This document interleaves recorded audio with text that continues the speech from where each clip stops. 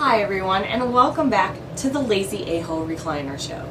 My name is Allie, and this is the Lazy A-Hole Ranch. This week, we are going to experiment with something near and dear to my heart. Soap. I have been a soap maker since 2014. Back in December, I got a package in the mail from my friend Tara. Hi Tara. My friend Tara sent me this shampoo bar from a major company. She wanted to know if I could make a sulfate-free version of it. I told her I would look into it, and after a very small amount of research, I realized, yes, I could make a sulfate-free version. And so here we are. So this thing started out as a 2-ounce shampoo bar. Now, these use surfactants, which I have never worked with before. So I did a little research and found a couple surfactants that were a little less harsh than your typical SLS, or sodium lauryl sulfate. I'm going to make a sulfate-free version of the shampoo bar. This is my first time doing it. I will leave a link to the recipe below. I've had to substitute 1 or 2 ingredients. I changed the essential oils a little bit to meet our needs, and they used a French green clay, and I am using a rose clay. This is a kaolin clay. The difference between surfactant-based soaps and lye-based soaps like I make, you use lye or sodium hydroxide with water and oils, and that chemical reaction is what produces soap. When your bar of soap is done processing, there's no lye left in the bar. So depending on like the types of oils you use and everything, it's a pretty gentle type of soap, but it can be a little bit of acidic.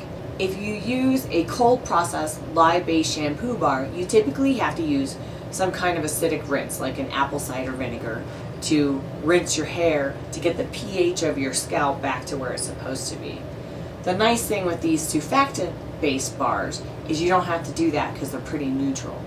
So this bar, I barely have to use any. I like a couple passes on my hands, and then I put the stuff in my hair and it foams up really nice. And I also just use it with my regular conditioner.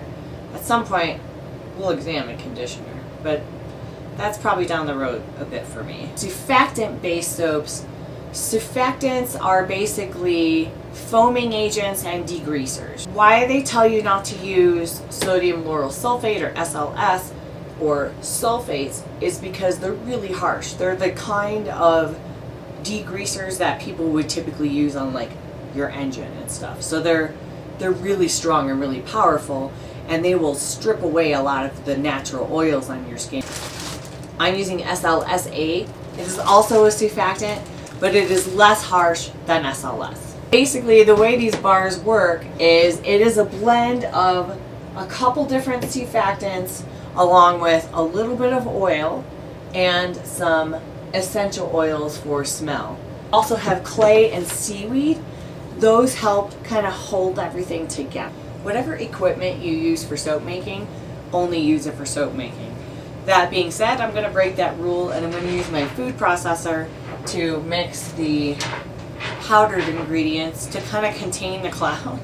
And I may actually look for a food processor the next time I'm at the Goodwill to see if I can find one that I can use solely for soap stuff. Always have a respirator for stuff like this because breathing in fine particulate matter is not good for your lungs.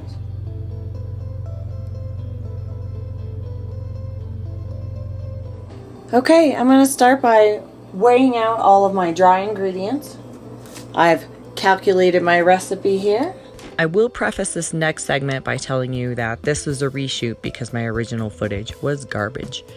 That being said, I would advise that you don't make your shampoo bars around you or your pets without everyone wearing respirators. So basically, take your pets out of the room. For this, I was being really careful and just measuring them out for the camera. So don't worry, the girls were put away while I was making shampoo bars. So I have all of our dry ingredients.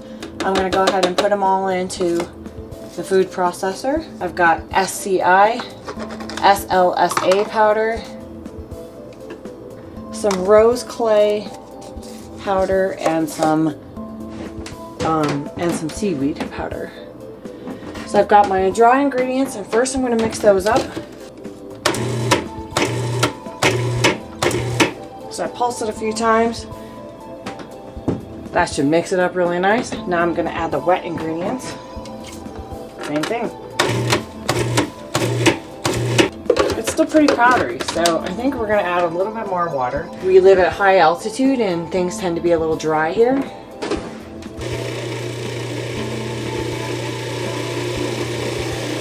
Let's see how this looks.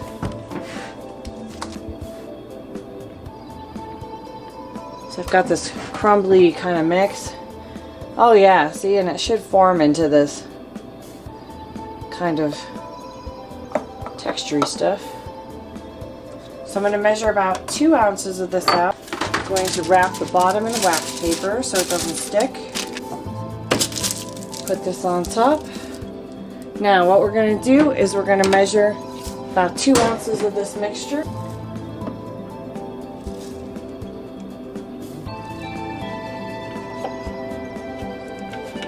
I feel like it's going to need a little more liquid, but we'll see. That's about 2 ounces. I'm going to go ahead and dump this down into our mold.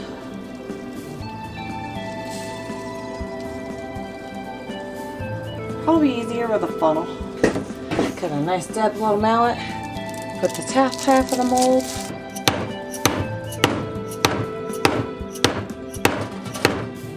Whew. Knock things over in my cup.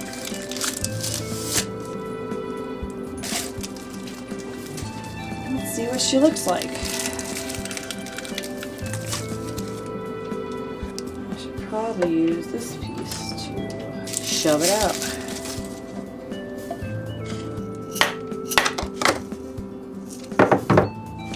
Alright, I have a shampoo bar. Huh. It's actually held together surprisingly well.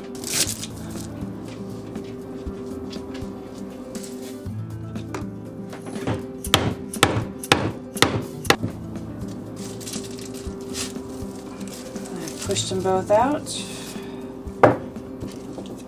Alright, and we have a second shampoo bar. So our first test batch of shampoo bars are made and they need to dry for 4 days before we can test them. I'll let you know how they turn out.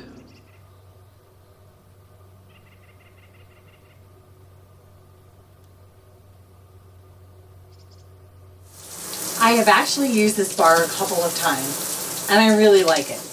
I have a little bit left of the old commercial bar that I was using and I'll show you a comparison of the different foams. We'll start with the commercially made bar, which is down to just a little bit. We'll foam this up and give you a look at what it looks like. Here is the foam from the commercial bar.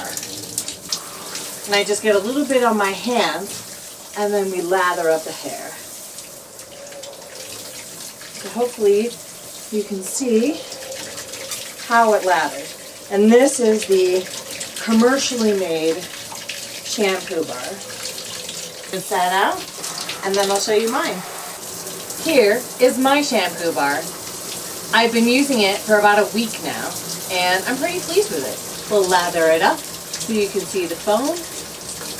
Wow.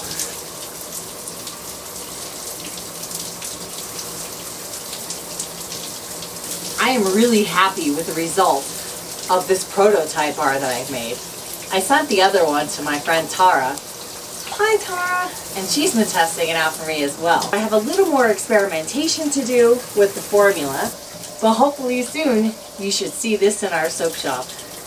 Oh yeah, and I just follow up my shampoo with my regular conditioner. Thanks guys!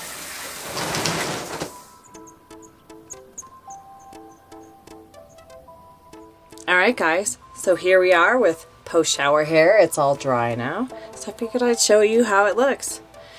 I will say I have talked with Tara today, so I'm going to go back to the formula a little bit and tweak it. I think that super foaminess might be a hint that it may be stripping too many oils.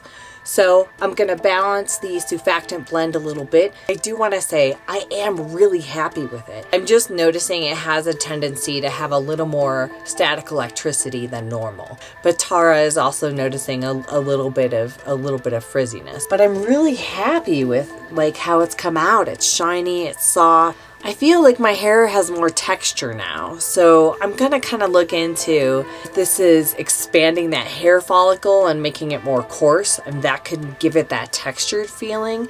That also gives you that kind of frizzy look. I think it was a great first attempt. Thank you again for watching. I really appreciate each and every one of you taking time out of your day to spend with me on my channel. Don't forget to hit that thumbs up button. Leave a comment below and let me know what you think of this different kind of sulfate-free bar. Have some fun and some laughter because you deserve it, and we all need some laughter in our lives. Bye guys. And if you want to purchase my soap or any of my lotion, please visit our website, lazyaholeranch.com. Thanks so much and have a great day.